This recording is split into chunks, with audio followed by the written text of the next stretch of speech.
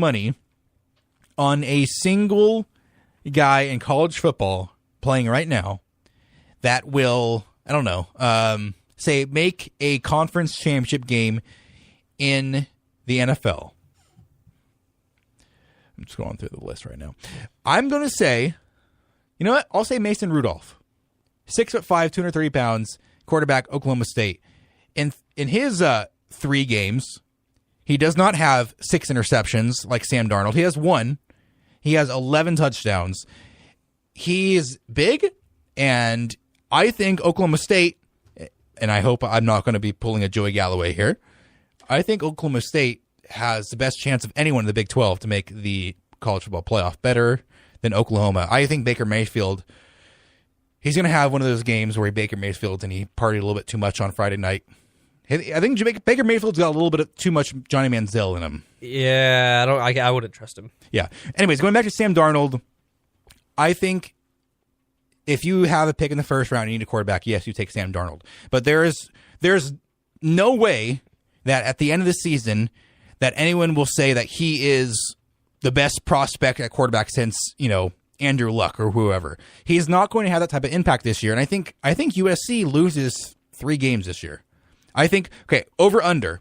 If you take UCLA and USC and say, so if we're giving teams with their final ranking like points, so let's say if you're ranked number 1, that's 25 points, number 2 is 24, so it's switched. If you were to take an over under for 15 combined, so that if USC finished the season ranked 15th and UCLA was ranked 20th, then you would push. Do you think either one of those teams is going to be ranked higher than like 15?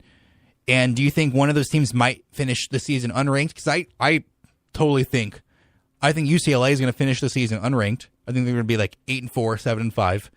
I just don't think their defense is very good. And I think USC is going to go 9-3. Yes.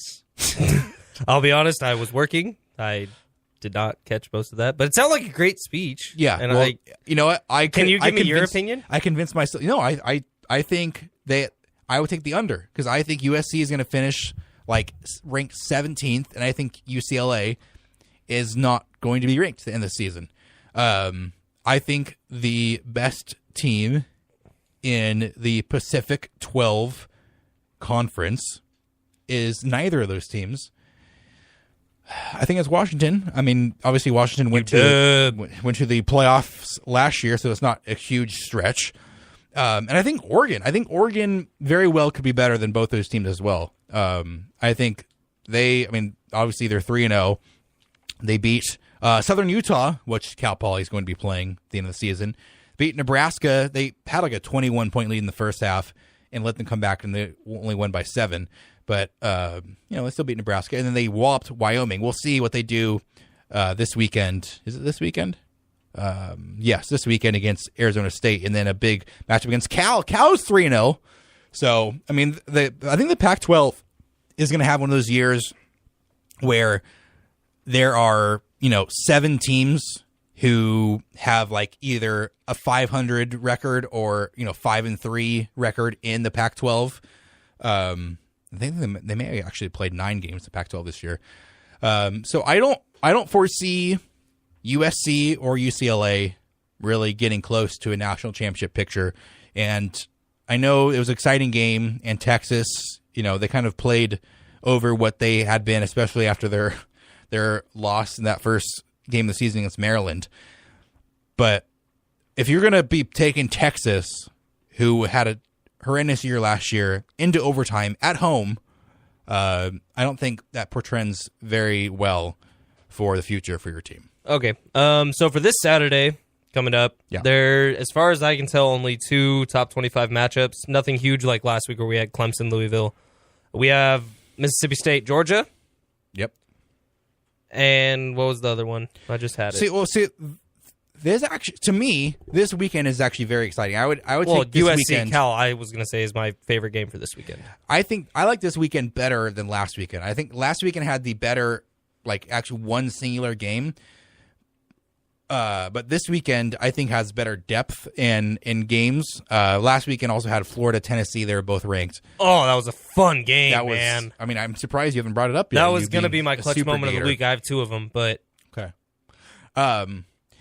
So, for some reason, College Game Day is in New York. They kept playing ads for it, and I don't know why they're in New York. But this seems like there's a weekend. This is a weekend where they could go to so many different places.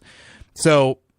You have Alabama, number 1 overall, going to Vanderbilt, which, sounds like nothing. Vanderbilt is usually terrible. But they're 3-0. They just beat a ranked Kansas State team. I mean, they are going places under, is it Frank? No, it's not Frank Mason. Derek Mason? No, something Mason, their head coach. He's finally kind of getting them turned around after what has been just a woeful, decade. Clemson's hosting Boston College is not a big whoop, but USC, number 5 in the country, 3-0, going at 3-0 Cal in Berkeley. That's when both those teams were good, that was a big rivalry. And then TCU, number 16 in the country, against number 6 Oklahoma State. That is an awesome game. Oklahoma State's been absolutely destroying everyone. And TCU, with Gary Patterson, I mean, they always have either a great offense or great defense, or both. Oklahoma State is currently averaging over 50 points per game, so wow, not bad there. Then you got 3-0 Toledo, who is one of the group of 5 teams that everyone's kind of looking at to see what they're going to do. They're 3-0, going at number 14 Miami. Michigan, Purdue, yeah, it's fine. Then you got number 3 Oklahoma. See how many points Oklahoma can put on Baylor, who's 0-3, losing to an FCS team in their first game. Mississippi State, Georgia, like you said, number 17 at number 11. Penn State, number 4 in the country, at 3-0. Iowa. Somehow Florida is playing an unbeaten Kentucky team, which is kind of crazy. And then the Pac-12 after dark, number 7 Washington, going at 3-0 Colorado. And obviously, some of these early records, obviously, if they don't have losses because they probably played some bad teams like Colorado. They beat Colorado State, Texas State, and Northern Colorado.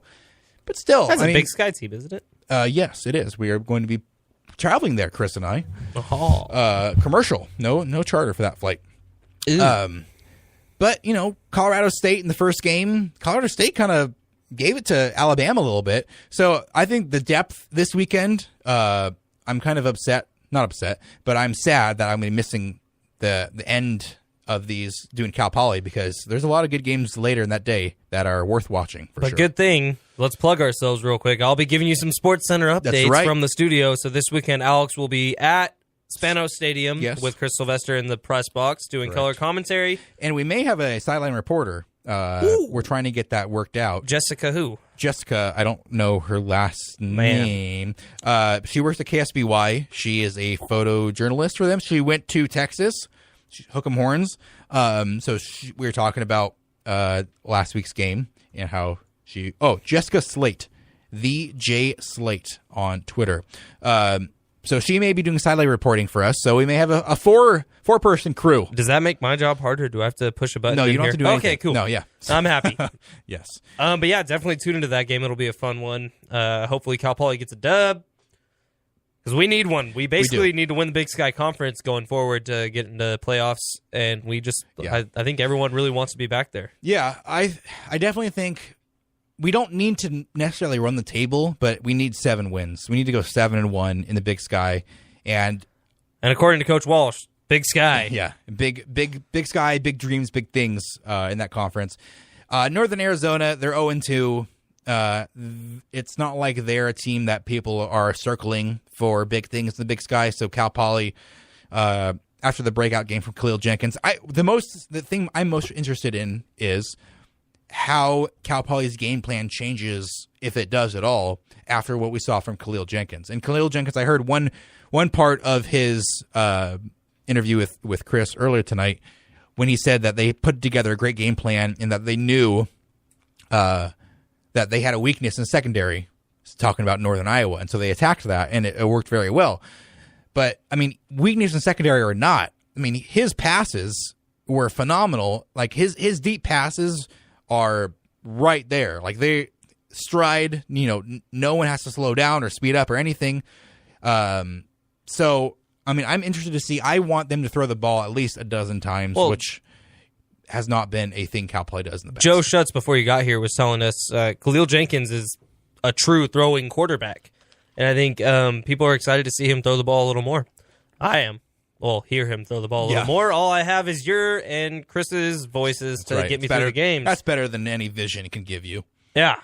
So some good news coming out of San Francisco. The Giants are in the lead in the top of the 8th inning. 2 outs. Hunter Strickland, your favorite player in the MLB, is on the mound.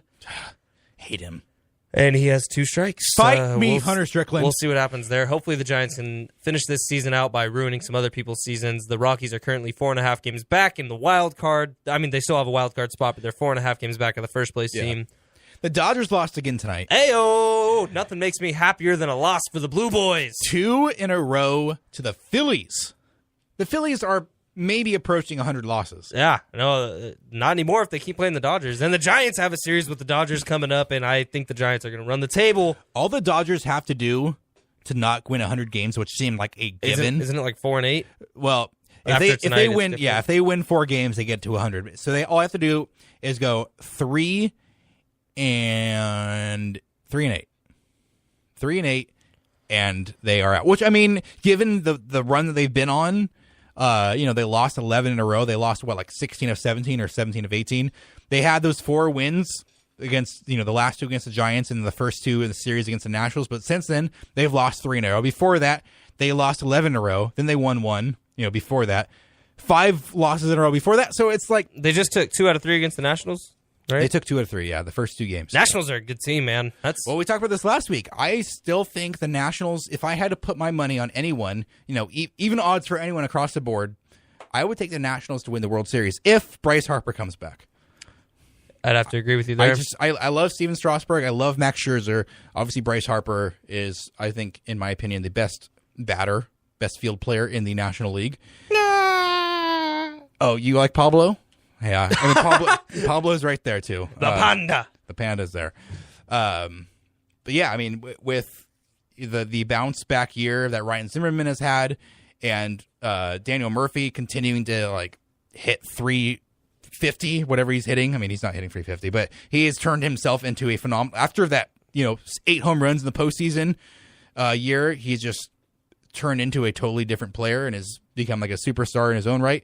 Let's see, he's hitting 318, OPS of 917. I mean, they are stacked up and down the lineup. They have a stacked rotation. The only thing that they were missing really for most of the year was a bullpen, and now they have a pretty good bullpen too.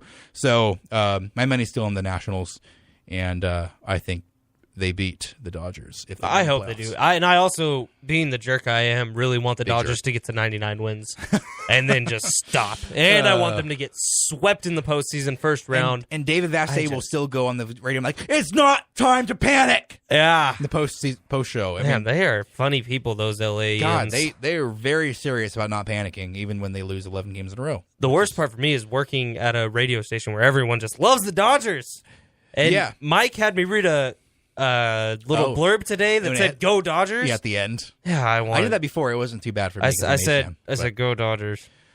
Go Dodgers. Still a Giants fan. Rough year, but we're coming back next year. We're gonna get rid of some. You're on the schedule again to go even year. Yeah, you took a little break from the even year thing, but next year apparently. Well, yeah, happen. It'll be a good year. I have a feeling. But who cares about MLB? Who cares? As most surveys say. Survey says... Let's talk a little bit of boxing. Yeah. Were you able to watch the fight? Did you watch the highlights? So I watched the whole fight. Yeah. What is your expert opinion, Benjamin? Well, it's not expert. It is... I'm a very new fan of the game. Yeah. But I thought going into the McGregor-Mayweather fight that it was going to be not that entertaining. I thought Mayweather was going to dance around the whole time. I thought there was going to be maybe 1 or 2 good punches. Mm-hmm. That fight turned out to be entertaining as heck. Yeah. I made some money on it. Yep. Fun night. Yep. I had a bunch of people over my house. You were at my house. I was. Lovely lady was at my house. Yes. That was just a fun night. It was. I would say the opposite for Triple G Canelo. Oh, really? It was a cool fight. I guess part of the stuff that endeared me with McGregor Mayweather was how just sloppily aggressive McGregor was. Yeah. And that was fun. But this fight, these two are obviously pound for pound probably the most skilled fighters in the world right now. Yes. And I mean, watching them go, it was more artsy almost. And there were some cool punches. There were some cool uppercuts I saw.